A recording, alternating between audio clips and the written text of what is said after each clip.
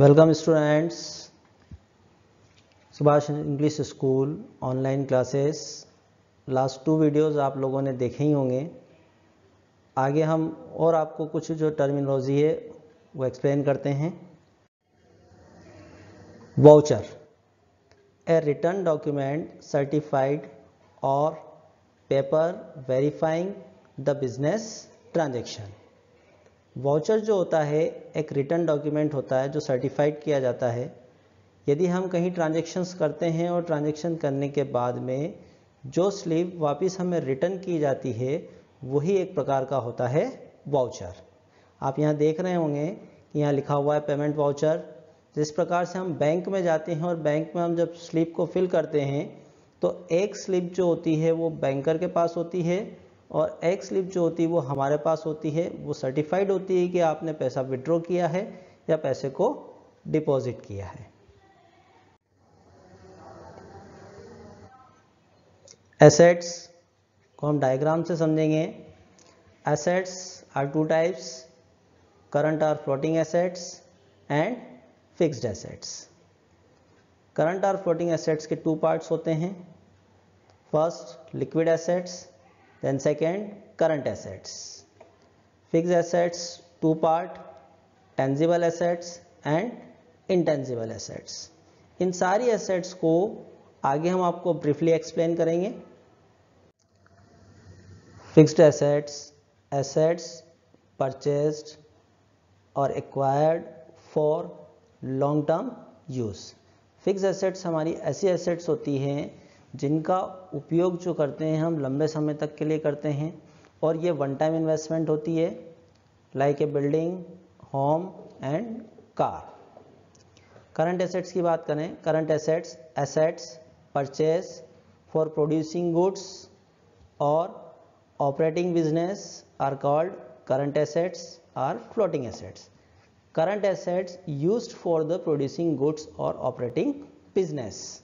Current assets हमारी ऐसी assets होती है जो गुड्स को प्रोड्यूस करने के लिए और बिजनेस को ऑपरेट करने के लिए जो लगाई जाती है वो कहलाती है हमारी current assets. Tangible assets, assets which can be seen and touched, for example land, building, machinery, furniture etcetera. Tangible assets हमारी ऐसी एसेट्स होती है जिनको हम देख भी सकते हैं और छू भी सकते हैं। एग्जाम्पल है आपका land, building, machinery and furniture. Intangible assets, assets which can not be seen और touched, for example goodwill, patent, trademark etcetera. Diagram से हम समझेंगे। Intangible assets, brands, patent, goodwill, trademark and knowledge. ये सारी चीज़ें ऐसी हैं जिनको कि हम देख नहीं सकते हैं और जिन चीज़ों को हम एसेट्स को देख नहीं सकते हैं वो सारी की सारी आती है आपके इंटेंजिबल एसेट्स में। Fixed assets, assets which carry no value such as preliminary expenses, under return, commission, discount on shares and debenture. ऐसी एसेट्स जो साइंटिफिक और टेक्निकली अगर हम देखें तो एसेट्स नहीं होती हैं। एग्जाम्पल्स अभी आपको बताए हैं, preliminary expenses, under return, commission, discount on shares and debentures. Liquid assets, those current assets which are in the form of cash और which can be converted into the cash in short time. Liquid मतलब कि तरल होता है और जिसको अगर हम देखेंगे कैश के रूप में। Current liabilities, the liabilities which are to be repaired in a relatively short period within 12 month. Current liabilities हमारी ऐसी लायबिलिटीज होती है जो शॉर्ट टर्म पीरियड के लिए होती है और शॉर्ट टर्म पीरियड जो होता है वो 12 मंथ का होता है। कुछ एग्जांपल्स हमारे यहाँ पर होते हैं आपके bill payable, trade creditors, outstanding expenses, bank overdraft etcetera. Long term liabilities, the liabilities which are not to be repaid in short period such as long term loans, mortgage, debentures. Long term liabilities जो होती हैं वो लंबे समय तक के लिए होती हैं, और एग्जांपल्स अगर अपन देखें तो लॉन्ग टर्म लोन्स हुआ, मॉर्गेज हुआ and debentures. Contingents liability depending upon the future uncertain event. Contingent liability जो होती हैं वो डिपेंड करती हैं भविष्य में, फ्यूचर में कोई अनसर्टेनिटी अगर होती है तो उन अनसर्टेनिटी के लिए कॉन्टिजेंट लाइबिलिटीज होती हैं. Capital expenditure. कैपिटल मतलब आप समझते हैं पूंजी, एक्सपेंडिचर मतलब कि खर्चे होते हैं. Expenses incurred on purchase, addition enhancing the productivity of fixed assets, collecting capital and increasing earning capacity of business etc.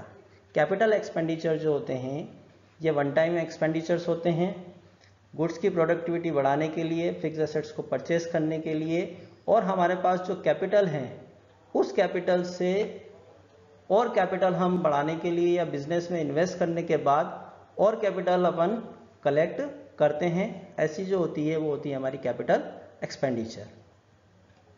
Revenue expenditure. Revenue को समझना जरूरी है. रेवेन्यूज क्या होते हैं? ऐसे एक्सपेंडिचर्स होते हैं जो बार बार किए जाते हैं, एक बार न करते हुए ऐसे एक्सपेंडिचर्स होते हैं जो हमें बार बार किए जाते हैं, जैसे आपका वेजेस हो गया, सैलरी हो गया, रेंट हो गया. ऐसे एक्सपेंडिचर्स जो होते हैं वो हमारे रेवेन्यू एक्सपेंडिचर्स होते हैं. Firm, a business unit. The term firm is used in a wider sense in business. Firm भी अगर देखा जाए तो फर्म को सब्स्टिट्यूट में हम लोग बिजनेस बोल सकते हैं. Every business unit in A firm.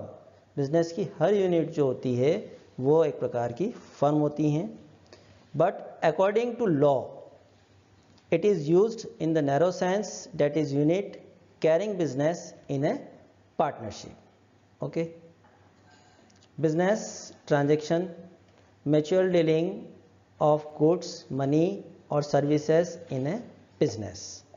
Business transaction को यदि हम समझें तो एक कंपनी जो है वो रॉ मटेरियल बनाती हैं, दूसरी कंपनी जो है उस रॉ मटेरियल को परचेस करके गुड्स को फिनिश करती हैं. दोनों के बीच में म्यूचुअल डीलिंग ये होती है कि हम गुड्स को फिनिश्ड करने के बाद में, पूरा तैयार करने के बाद में मार्केट में लॉन्च करेंगे. ये होता है हमारा business transaction. Okay students, thank you. जितना पढ़ाया गया है उसको आप अच्छे से लर्न कीजिएगा, समझिएगा. ओके.